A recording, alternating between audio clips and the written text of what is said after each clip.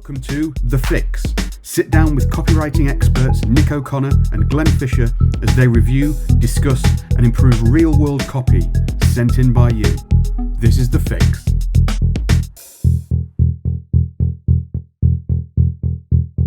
Hello, and welcome to another episode of The Fix. Let's do what we always do, Glenn. Let's bring some copy up on screen. And for a change this week, I'm going to let you read it aloud, and I'm going to engage my brain rather than my mouth. For once, just this once. My vocal warm-ups. For those of you who are interested, Glenn's vocal warm-up is he stares at a big picture of himself and shouts the Lord's Prayer, but in German at increasing volumes. It's really quite something, although when we do go on the road and have fellow copywriters in the room with us, I usually put him behind a curtain, just so that it's not too awkward for everybody. Until I shout Ausgang at the end, which means I'm finished. Right, read the copy. Right, here we go. There's no cure for imposter syndrome as an anxious small business owner, but you can challenge it and boost your bottom line by appearing on podcasts with this done-for-you pitching method at £35. There's a voice in your head. It's a voice that's convinced you to go self-employed, to go freelance, to take on the whole world and pit your small business against the big boys and gals of the corporate machine. That voice made you feel good, make you feel like you could do anything. Then that same voice whispers you aren't good enough, that going solo was the worst idea you could have ever come up with, and you need to run back to the office job that brought you steady income, that paid your rent and put food on the table, that brought consistency and certainty to your life. Shut up, imposter syndrome. Stop trying to screw with my life. You shout back at the voice as you ping pong between comparing yourself to all the business owners who've got it figured out on social media and telling yourself that it'll work out in the end. But imposter syndrome keeps mouthing off. To drown out the noise, you put on a podcast about meditation, about motivation, about whatever subject gets you out of bed in the morning and keeps you moving forward. The host gets you pumped up. The guests are incredible, and you wonder how those people managed to get their own voices out there.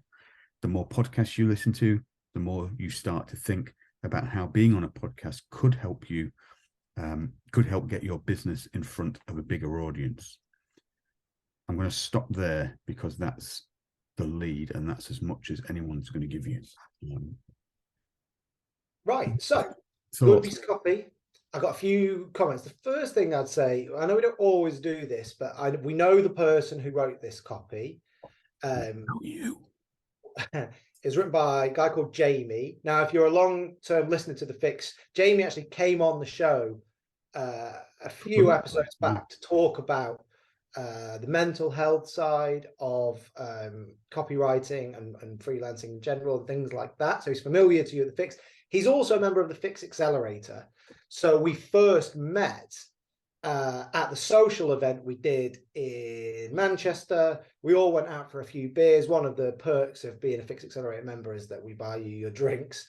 For some mad reason, we've promised to do that, but it's great fun. So I know a little bit about Jamie, and I know a little bit about his skill set, and I think that's relevant here. Now, I know that a reader wouldn't have any of that hinterland, but I do think it's worth flagging, because this is a piece of copy that is really zeroing in on that pain point of, well, it's described as imposter syndrome, but I would just describe it as the generalized anxiety you can feel around being a fledgling business owner, freelancer, or whatever it might be. And I think on that level does a really, really good job of hitting that pain point early, and sort of clearly being a problem solution piece. So I think that's really strong. Anything where we can sort of understand not just that the writer has a good sense of who their prospect is, but how their prospect feels, we know we're in the right place. That said, I think there's sort of two things going on here.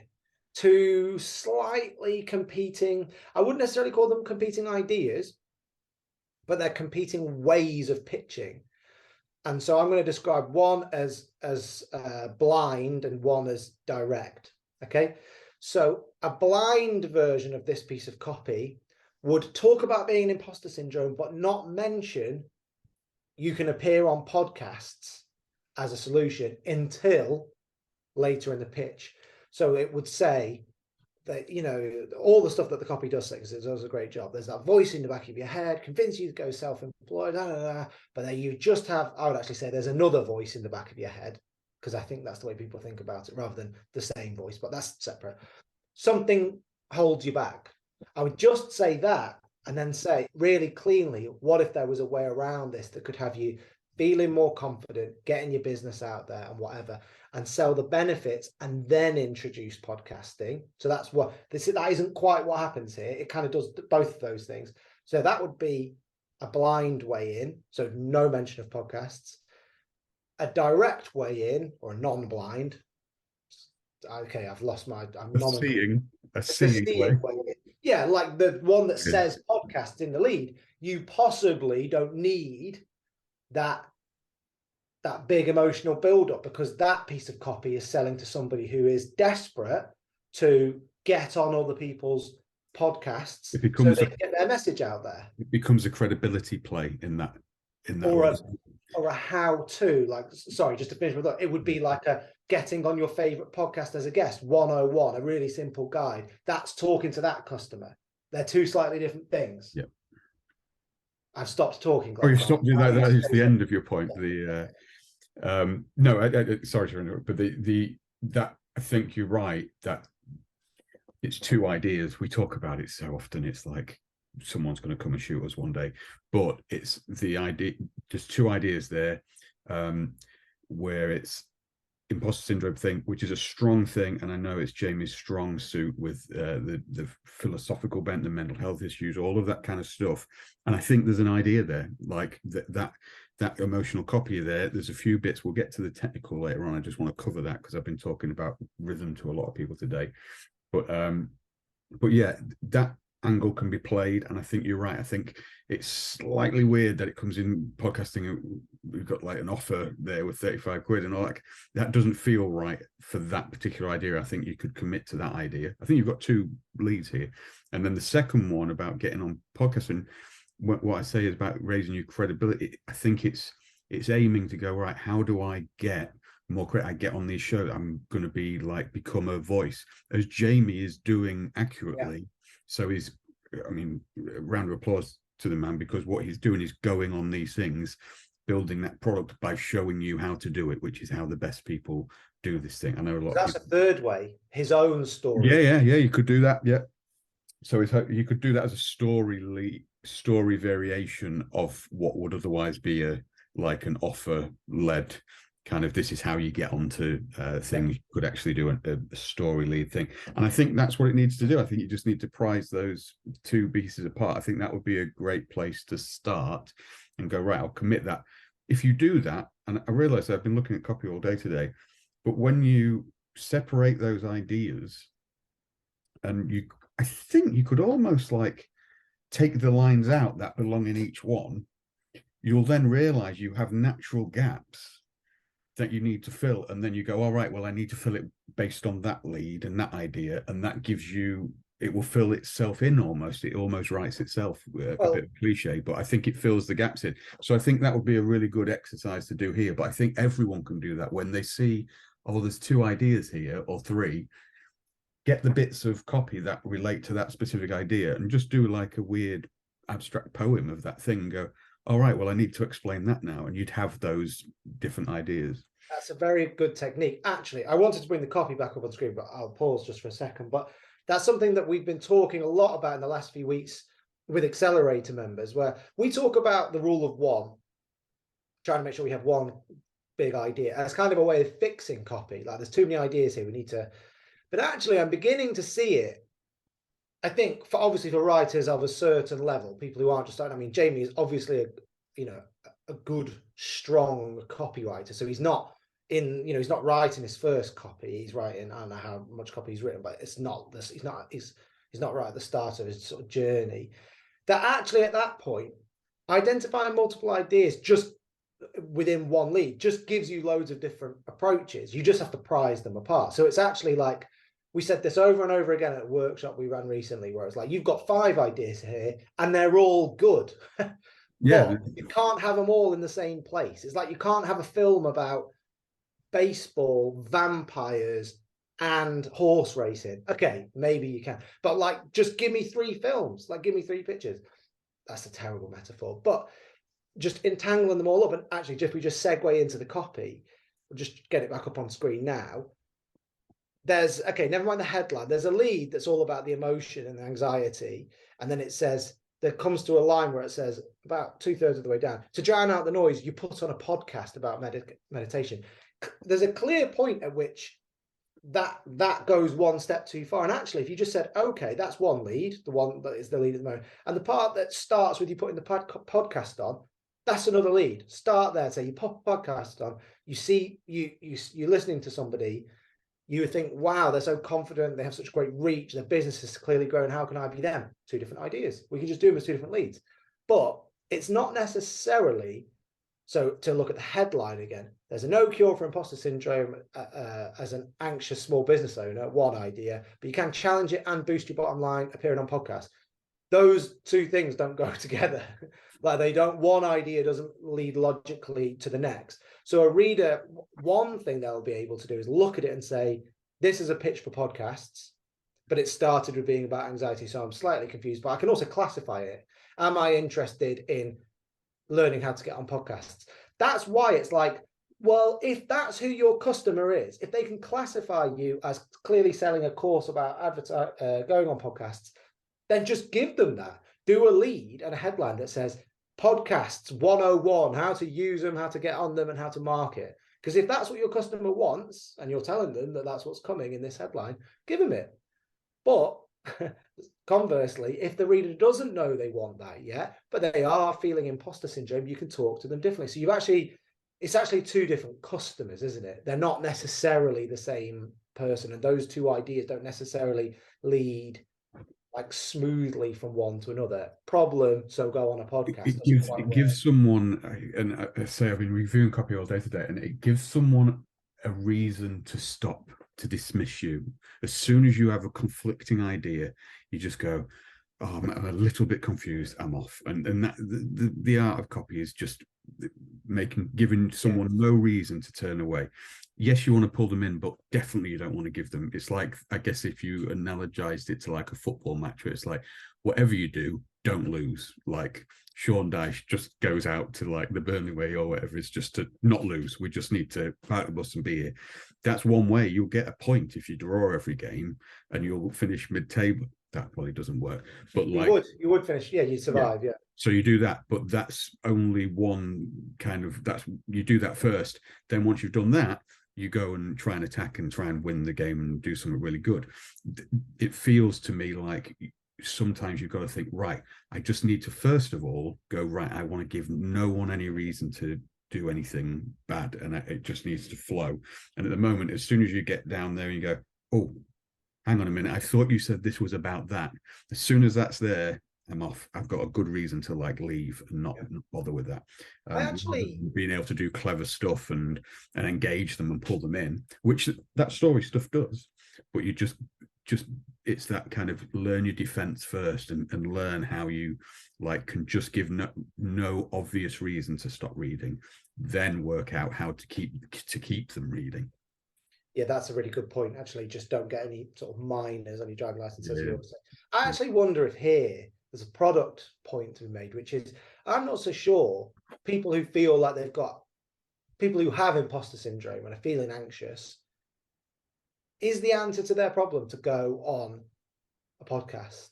I'm not so sure. I actually wonder if Jamie could offer them a completely, so we're now clouding this with our knowledge of the person. So I'm going to try and wind that back. But if that, does that person, if I've just got imposter syndrome, I just feel like I can't grow my business, I really want to, I think it's great, but I don't quite know what I'm doing. Does that person ever want a guide to going on podcasts? Possibly, but I'd argue the much more direct promise to make them and product to offer them would be some sort of coaching, some sort of guide to overcoming imposter syndrome and And we know that that can be done. You know, let's say you offer a really nice course, or maybe it's your freelance work or consulting or whatever. Maybe match the product to the promise, to the problem, and then do a completely other problem. That's like, so for instance, for myself, I'm a copywriter. I have a small copywriting business. I'd like to get it more well known. Okay, I'm interested in your guide to how I can get myself on 50 podcasts in the next week. God, that would kill me. But you know what I mean? Like, I'm interested in that.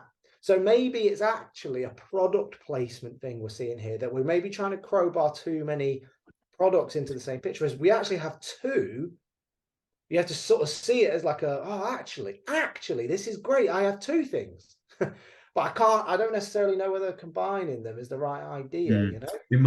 It might be also something to do with it's kind of the imposter syndrome stuff is all emotional, and it's all about mental, it's in your head, it's an emotional, very emotional thing. Whereas the podcasting and getting yourself on a load of podcasts to be credible and to say that, yeah, I do know what I'm talking about, that's a very logical thing. And I think it's almost too fast. If you think about how we talk about like a direct response, long copy sales letter, everything up top is emotional. And then we switch to logic in the second half to justify having the emotion. Here you're doing that in a very quick way. And that's like incongruous a little bit. So that's another reason why it's like, oh, it don't quite sit there. But as you say, separate them. I think eventually you'd be able to bring it round. That might be a way, but I think it's just something generally in copy, I think, to be aware of the spaces you're in. Are you in an emotional place? Are you in a logical place? Because you're going to treat that very differently, how you speak to someone at that stage. Yeah, that's certainly true. I'm actually just wondering whether or not it's even the podcast aspect that's slightly too specific too soon. Like, okay, to be on a podcast, you have to be a great public speaker, you have to be confident, and you have to feel comfortable pitching your work publicly. So maybe actually the positioning could just shift a little bit. A podcast can be one aspect of that. I'll also show you how to make sure you're getting out there. But maybe it's like, there's no cure for imposter syndrome. Well, if you say there's no cure, but you can challenge it and boost your bottom line, it just has to be a shift by using I'm going to use crap copy now, but my simple 4-part guide to being more confident, more this and more that, whatever. Just some slightly different promise that's not like you by getting on podcast. Then, so the positioning shifts. Then I think possibly we have something that could work. So maybe I'm throwing out the baby with the bathwater. Oh, you could do it so that you focus on the imposter syndrome stuff and say like how to overcome, like reveal the simple secret to overcoming imposter syndrome once and for all. I'll show you how to do this thing. In fact, within 5 weeks, you'll be appearing on podcasts, being the go-to expert for this thing, and use the podcast at this stage. Later on, it becomes like the fulfillment thing, but at this stage, it's like that's the end benefit. Because if I feel imposter syndrome, I feel like I'm not really good at this kind of thing. I dream of being on podcasts and being able to talk confidently about my stuff. So actually, that you switch that to become the vision of like the destination benefit. Yeah. That's where we're going. And then you're like, all right, cool. So not only am I going to learn about how to overcome imposter syndrome, I'll end up on podcasts. So it's just, I think what we're seeing here is just a lesson of like how you products like that. And I know James is at the point where he's like designing the product and thinking about it, but it's very malleable, because what you're selling is not a product. You are selling a future state of mind, a future place, a future experience. So the product you need to be, but it helps to be, if you've got control over it. A lot of copywriters, we won't have that. We can't shift that stuff. We've been hired to come in and do X or Y. But if you can be very malleable with the actual product. You're never selling the product. That's why you don't say the product name much at the end. You're selling the out thing, and it just happens that you have to buy this boring thing that's a 5-part course.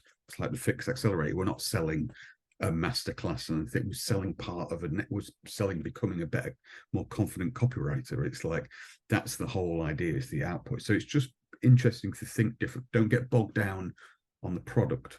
get bogged down by the ideas that you are using. I think that would be a good thing.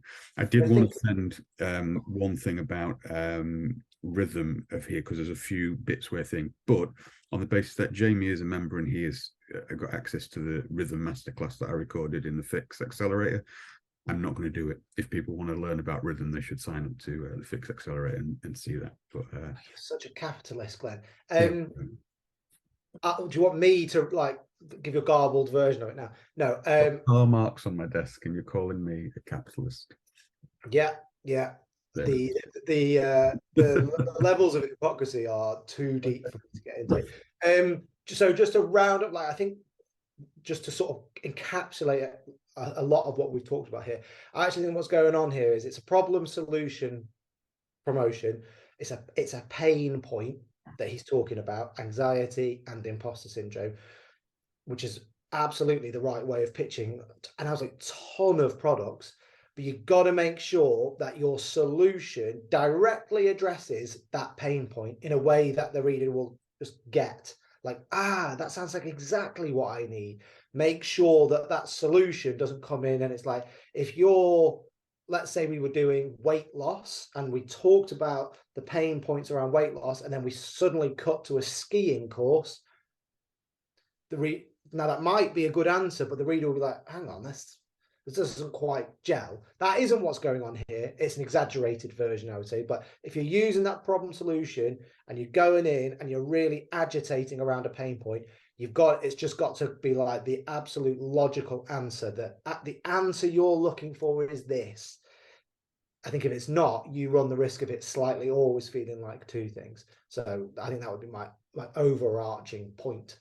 Do you want to make another point about Karl Marx? Or? No, what I want to do is, because I'm aware that I've made my screen big whilst we're recording this, and I'm not sure if normally we appear side by side, but you are above me on my screen. Now, I don't know whether the actual recording will correct that or not. So there is a chance you'll be above me, in which case I want to do this. If you stand still, because then we like create a weird version of you, which only works if you can see it on my screen.